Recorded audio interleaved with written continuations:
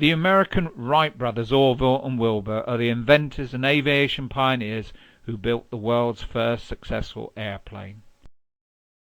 They also have an association with the claim for the title of the world's first airport at College Park Airport in Maryland, which was established in 1909 by Wilbur Wright, although it serves only general aviation traffic and is an airfield rather than an airport. Today we take it for granted that the terms aerodrome, airfield and airstrip may also be used to refer to an airport. But a port is a strange way to refer to the earliest aircraft takeoff and landing sites that were mere grassy fields.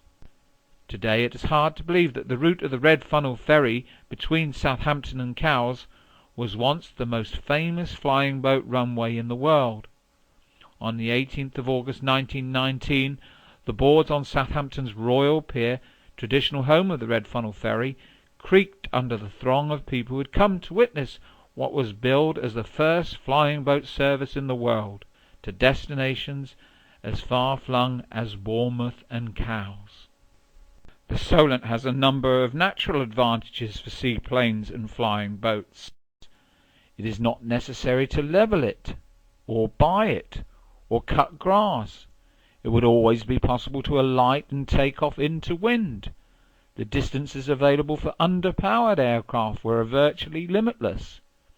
Engine reliability in the pioneer days of flying was, to say the least, somewhat doubtful, so it seemed both safer and easier to be able to alight on the sea rather than risk the hidden traps of a forced landing on the ground. Also attracted to the area through his partnership with Saunders, Sopwith set up a small factory at Woolston on the shores of the River Itchen in 1914. Here, until 1916, he built a considerable number of float planes, mainly for the Royal Navy. Another arrival on the Solent scene was an ebullient extrovert character, Noel Pemberton Billing. Undeterred by the sometimes spectacular failures of some of his earlier aircraft designs, he set up an aircraft factory at Woolston as well. He it was who first coined the word supermarine for the company's telegraphic address. In 1924, the Hampshire Advertiser described Sea Eagle's cruises with the Air Chief and Lord Apsley in the air. According to the article, the supermarine commercial amphibian flying boat Sea Eagle, as graceful and a perfect a machine as ever, took to the air and has carried some distinguished passengers. The newspaper story was followed up the following week with a photograph entitled Lord Apsley's Flight. Given the column inches devoted to this account, it is perhaps not surprising that 2 weeks later there was another follow-up story at the bottom of the back page entitled Southampton Air Services Ready, Woolston Port. It reads as follows: The arrangements for the proposed regular flying boat service from Southampton to the Channel Islands and the continent are most comprehensive and complete. An elaborately equipped airport, the first of its kind, has been constructed at Woolston by the British Air Navigation Co. Limited, and this will be used as a base by a fleet of wonderful amphibian machines which have been built by the Supermarine Aviation Works Limited at Woolston. But the idea that the slipway at Woolston, Southampton, is the birthplace of the modern airport is challenged by a white paper presented in 1919 by the Advisory Committee on Aviation 4 years before the flights reported in the Hampshire Advertiser. Asked to consider how best to organise imperial air routes to enable the new transport element, namely the air, to speed up communications between various portions of the British Empire, they suggested that there are certain facilities required for air navigation which are clearly best provided by the state, such as meteorological and wireless information and the like.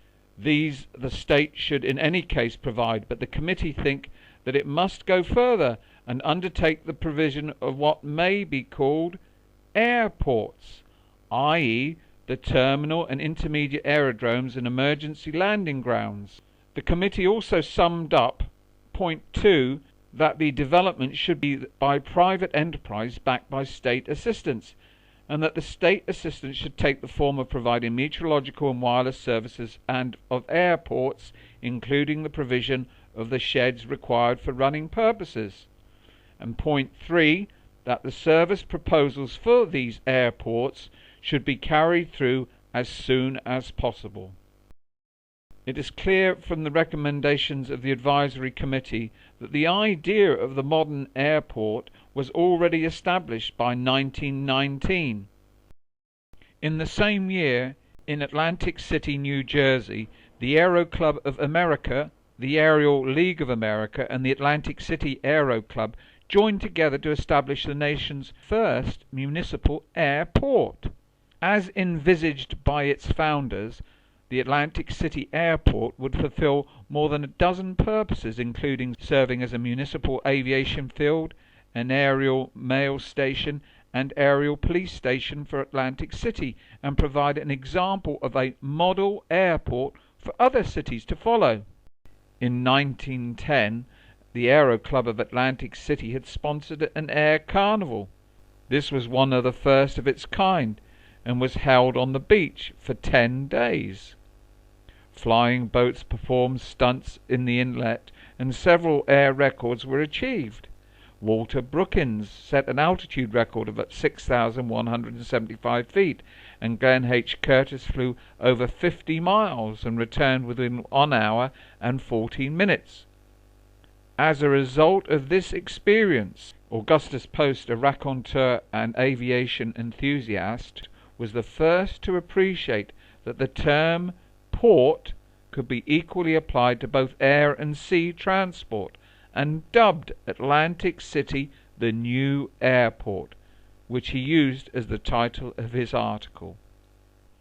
However, after the announcement in 1919 of the intention to build a model airport, Atlantic City seldom, if ever, appeared in the magazines and journals covering aviation in the United States, and it was not included on postal or air routes in the early 1920s. This has led some to question whether there is perhaps a more suitable candidate. But it is because of the boardwalks and the beaches that a common heritage between air and sea transport was first recognized, which means that only Atlantic City can legitimately hold the claim to be the home of the world's first airport.